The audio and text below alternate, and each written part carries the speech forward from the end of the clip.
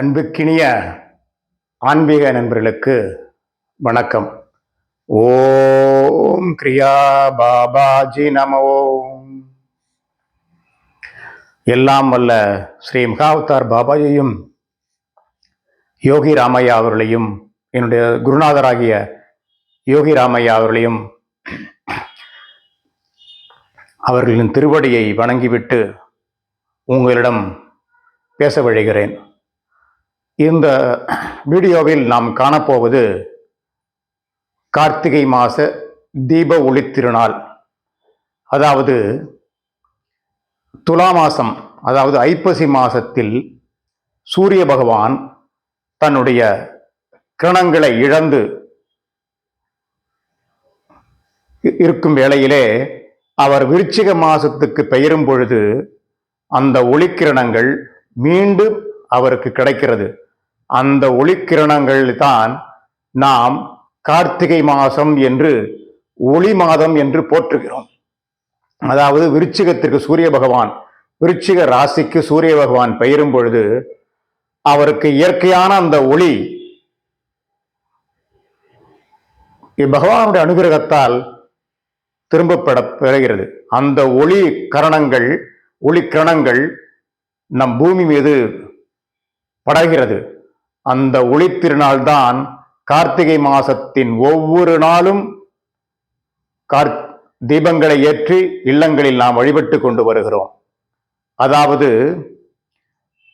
அதற்கு சாட்சியாகத்தான் கார்த்திகை மாதத்தில் வருகிற பௌர்ணமி அன்று திருவண்ணாமலையில் அருணாச்சலேஸ்வரர் குடிகொண்டுள்ள திருவண்ணாமலையில் அந்த திரு அண்ணாமலையே ஜோதி வடிவமாக காட்சி தருகிறது. அந்த அழகையும் அந்த பெருமையும் என்ன சொல்வதென்றே தெரியவில்லை. அவ்வளவு விமர்சையாக இருக்கும் அந்த விழா. அந்த ஜோதி கிட்டத்தட்ட ஒரு 9-10 நாட்கள் அணையாமல் இருக்கும் என்பதுதான் இன்றும் நம் முன்னிற்கும் கண்முன் இருக்கும் சாட்சி. அந்த அருணாச்சலேஸ்வரர் ஜோதி பிளம்பாக இருந்து இந்த உலகை காத்து ரட்சிக்கிறார் என்று சொன்னால் அது மிகையாகாது. அந்த அருணாச்சலேஸ்வரரை காண பிரம்மா மேல் நோக்கி, தலையை காண மேல் நோக்கியும், விஷ்ணு பகவான் பாதங்களை நோக்கியும் கீழ் நோக்கியும் பயணம் செய்தார் என்பது ஐதீகம். இருவரும் அடிமுடி காணாமல் இருந்தார். ஜோதி வடிவமான சிவபெருமானை அவர்கள் இருவரும் பார்க்க முடியவில்லை. இது நமக்கு புராண இதிகாசங்களில் சொல்லப்படுகிற விஷயம். அந்த ஜோதி வடிவமான திரு அண்ணாமலை, அந்த மலை இன்றும் பல விஞ்ஞானத்திற்கு புலப்படாத விஷயமாகவே இருக்கிறது. அந்த மலைக்கற்கள் என்ன வடிவமானது, ஒன்றானதா இரண்டானதா, எத்தனை வடிவமான கலவைகள் நிறைந்தது என்பதை விஞ்ஞானிகள் இன்னும் கண்டுபிடித்துக் கொண்டே இருக்கிறார்கள். உதாரணத்திற்கு ஒன்றை சொல்ல வேண்டுமானால், அந்த மலை மீது உள்ள கல்லை எடுத்து அதன் மேல் நாம் படுத்தோ கிடந்தோம் என்றால் நம் உடல் மீது காயம், புண் உண்டாகிவிடும். அந்த ஜோதி வடிவான இறைவனை கார்த்திகை மாதம் பௌர்ணமி நாளில் காணப்பெறுவதற்கு பெரும் பாக்கியம் செய்திட வேண்டும். அந்த பெரும் பாக்கியம் இருந்தால்தான் அந்த ஜோதி வடிவமான அண்ணாமலை அருணாச்சலேஸ்வரரை காண்பது நமக்கு வாய்ப்பு ஏற்படும். மக்கள் திரளாக குவிந்திருப்பார்கள். அந்த தருணத்தில் நாம் அங்கு இருப்பது என்பது பெரும் பாக்கியம் வேண்டும், பெரும் புண்ணியம் செய்திருக்க வேண்டும். அதாவது நினைத்தாலே முக்தி தரும் ஸ்தலம் அருணாச்சலேஸ்வரர் திருவண்ணாமலை என்பது நினைத்தாலே முக்தி தரும் ஸ்தலம். முக்தி என்பது அவ்வளவு எளிதாக கிடைத்துவிடும் என்று நினைத்து விடாதீர்கள். அது ஒரு பெரும் வாழ்க்கை பயணத்துக்கு பிறகு நமக்கு கிடைக்கக்கூடிய அந்த முக்தியானது திருவண்ணாமலை அருணாச்சலேஸ்வரர் நினைத்தாலே முக்தி தரும் ஸ்தலம் என்று சொல்லப்படுகிறது. பல சித்தர்களும் ஞானிகளும் யோகிகளும் திருவண்ணாமலையை நோக்கி இன்னமும் வந்து கொண்டிருக்கிறார்கள். சூட்சும ரூபத்தில் கூட இருக்கிறார்கள் என்று சொல்வார்கள் பெரியவர்கள், அறிஞர்கள், ஞானிகள்.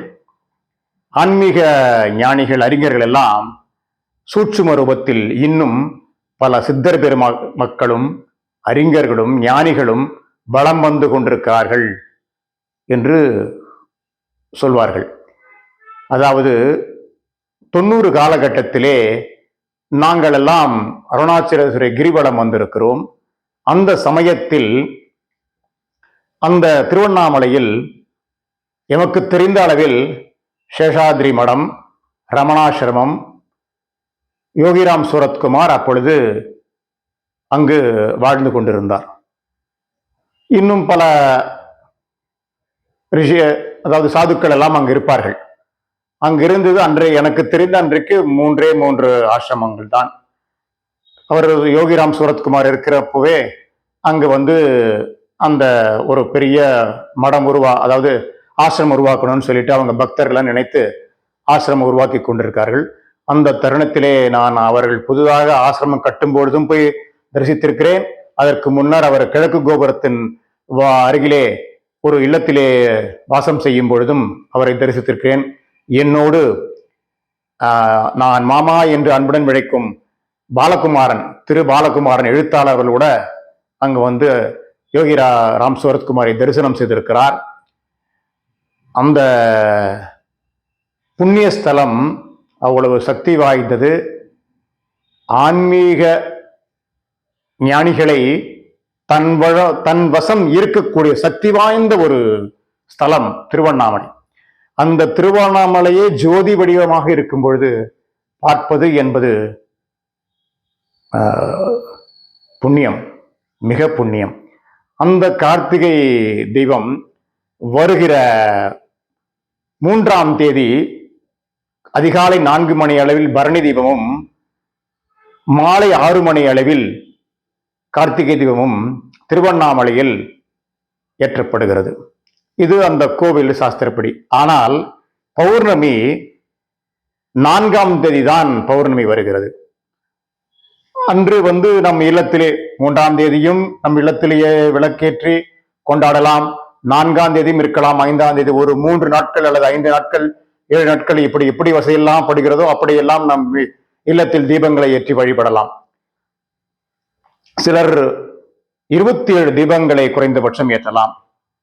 3 நாட்களும், அதாவது 3ஆம் தேதி, 4ஆம் தேதி, 5ஆம் தேதி என்று 3 நாட்களும் 27 தீபங்களும் ஏற்றலாம். அவ்வளவு வசதிப்படாதவர்கள் 9 தீபங்களையும் ஏற்றலாம், 5 தீபங்களையும் ஏற்றலாம், 3 தீபங்களையும் ஏற்றலாம். இப்படி நமக்கு வசதி யதாசக்தி என்று சொல்வார்கள் அல்லவா, அதுபோல் வசதிக்கு ஏற்ப நாம் தீபங்களை ஏற்றலாம். ஆனால் கண்டிப்பாக தீபம் ஏற்ற வேண்டும். கார்த்திகை பௌர்ணமி நாளில் தீபம் கண்டிப்பாக ஒவ்வொரு இல்லத்திலும் ஏற்ற வேண்டும். 27 ஏன் சொல்கிறார்கள் என்றால் 27 நட்சத்திரங்களை குறிக்கிறது. 9 தீபம் எதை குறிக்கிறது என்றால் நவகிரகங்களை குறிக்கிறது. 5 என்பது பஞ்சபூதங்களை குறிக்கிறது. 3 நம் முக்கண்ணன் சிவபெருமான் வைத்துக் கொள்ளலாம். இப்படி வசதி வாய்ந்தவர்கள் 108 தீபங்கள் கூட இல்லத்தில் ஏற்றலாம். அந்த அகழ்விளக்கு தீபம் என்பதே பஞ்சபூதங்களின் அடிப்படையில் உருவான விஷயம். நாம் பஞ்சபூதங்களை பிரீதி செய்கிறோம், அவர்களை போற்றி வணங்குகிறோம் என்ற அர்த்தம். அகழ்விளக்கு தீபத்தில் இப்படி ஒரு மறைபொருள் புதிந்திருக்கிறது என்பது நீங்கள் கவனிக்க வேண்டும். அகழ்விளக்கு தீபம் என்பது பஞ்சபூதத்தை நாம் பிரீதி செய்வதாக ஐதீகம். அதில் எந்த விதமான மாற்று கருத்தும் கிடையாது.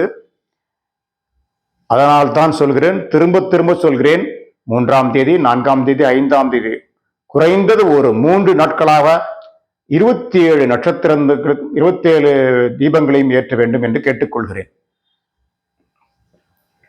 அந்த 27லே 9 அடங்கி விடுகிறது, எல்லாம் அடங்கி விடுகிறது. 108 என்பது உங்களுக்கே தெரிந்திருக்கும். அது நம் அஷ்டோத்திர அர்ச்சனை என்றெல்லாம் பகவானுக்கு செய்வோம் அல்லவா, அது 108 தான் வரும். அதுபோல 108 தீபங்களை ஏற்றுவது வசதி உள்ளவர் 108 தீபங்களை கண்டிப்பாக ஏற்றலாம். இன்னும் பெரிய மாட மாளிகையில் 1008 தீபங்களும் ஏற்றலாம். கோவில்கள் எல்லாம் அத்தனை மாடங்களிலும் 1008 தீபங்கள் ஏற்றலாம்.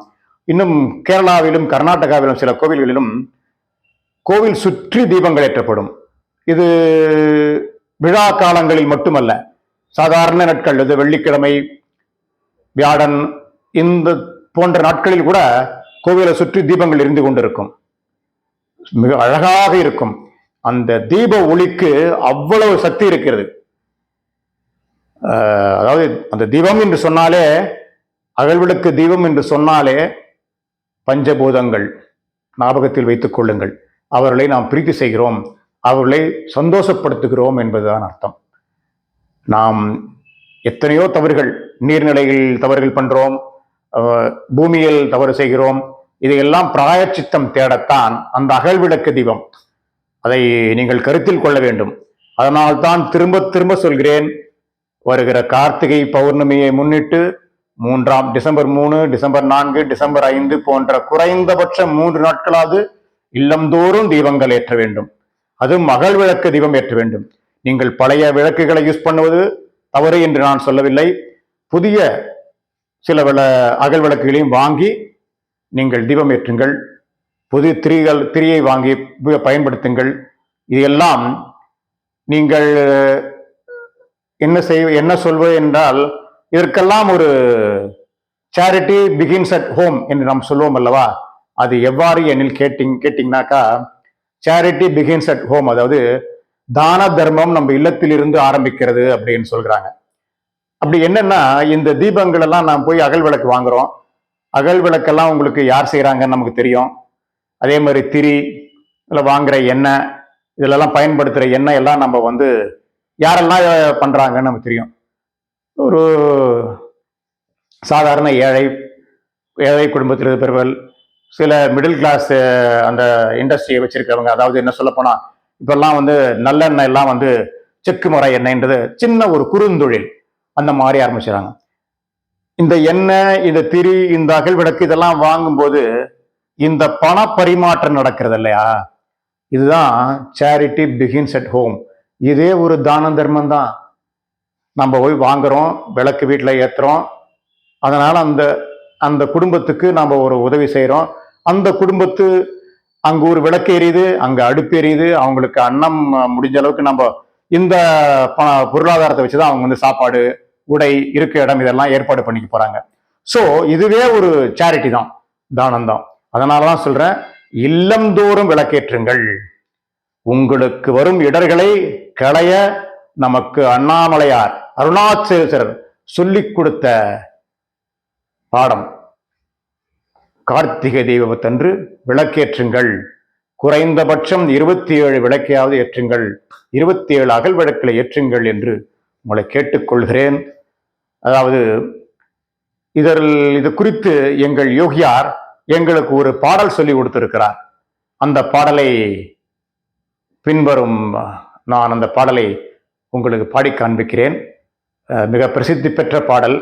எங்கள் குருநாதர் யோகிராமையா அவர்கள் எங்களுக்கெல்லாம் அந்த பாடலை தீபாராதனையின் போது பாடிக்கொண்டே தீபாராதனை செய்வார். அந்த பாட்டை நான் உங்களுக்கு வீடியோவை நிறுத்தி தருகிறேன். இதுவரை எங்கள் சேனலை சப்ஸ்கிரைப் செய்யாதவர்கள் சப்ஸ்கிரைப் செய்து எங்களுக்கு ஆதரவு தரும்படி வேண்டி கேட்டுக்கொள்கிறோம். உங்கள் ஆதரவு எங்களுக்கு ரொம்ப மிக முக்கியம். உங்கள் ஒவ்வொருவரின் ஆதரவும் எங்களுக்கு மிக மிக முக்கியம். இது போன்ற இன்னும் நிறைய கருத்துக்கள் அடங்கிய வீடியோக்கள் வர இருக்கிறது. உங்களுடைய ஆதரவுடன் தான் எல்லாம் செயல்படுத்த முடியும். ஆகவே உங்களை அருள் கூர்ந்து கேட்டுக்கொள்கிறேன். இதுவரை எங்கள் சேனலை சப்ஸ்கிரைப் செய்யாதவர்கள் சப்ஸ்கிரைப் செய்து உங்கள் ஆதரவை எங்களுக்கு நல்கும்படி கேட்டுக்கொள்கிறேன். அதே வேளையில் இந்த வீடியோவை லைக் செய்யவும், ஷேர் செய்து உங்கள் உற்றார் உறவினர் நண்பர்கள் அனைவருக்கும் ஷேர் செய்யும்படி கேட்டுக்கொள்கிறேன். அவர்களிடமும் எங்களுடைய சேனலை சப்ஸ்கிரைப் செய்யும்படி வேண்டுங்கள். உங்கள் ஆசீர்வாதத்துடன், உங்கள் அனுமதியுடன் நன்றி கூறி விடைபெறுகிறேன். நன்றி, வணக்கம். ஓம் கிரியா பாபாஜி நமோ. ஜோதி ஜோதி ஜோதி ஸ்வயம், ஜோதி ஜோதி ஜோதி பரம், ஜோதி ஜோதி கிரியா ஜோதி, ஜோதி ஜோதி பாபாஜி ஜோதி, ஜோதி ஜோதி கிரியா ஜோதி, ஜோதி ஜோதி அன்னை ஜோதி, ஜோதி ஜோதி ஜோதி ஸ்வயம், ஜோதி ஜோதி ஜோதி பரம், ஜோதி ஜோதி கிரியா ஜோதி, ஜோதி ஜோதி அம்மான் ஜோதி, ஜோதி ஜோதி ஜோதி ஸ்வயம், ஜோதி ஜோதி ஜோதி பரம், ஜோதி ஜோதி கிரியா ஜோதி, ஜோதி ஜோதி யோகியா ஜோதி, ஜோதி ஜோதி ஜோதி ஸ்வயம், ஜோதி ஜோதி ஜோதி பரம், ஜோதி ஜோதி மூலாதார ஜோதி, ஜோதி ஜோதி பலிபீட ஜோதி, ஜோதி ஜோதி ஸ்வயம், ஜோதி ஜோதி ஜோதி ஸ்வயம், ஜோதி ஜோதி ஜோதி பரம்,